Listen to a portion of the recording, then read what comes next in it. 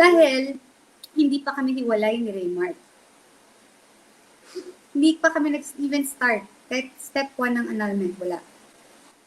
Wala pa kayong annulment? Wala. Legal Pinag-usapan separation? Hindi, wala rin. Hindi.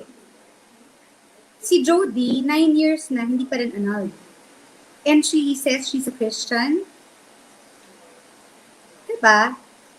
Kristiyano ka, pero may asawa pa rin yung kinakasama mo.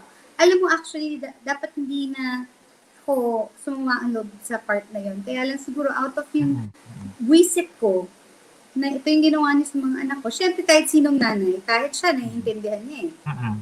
Kaya nga sila sorry na sorry sa akin.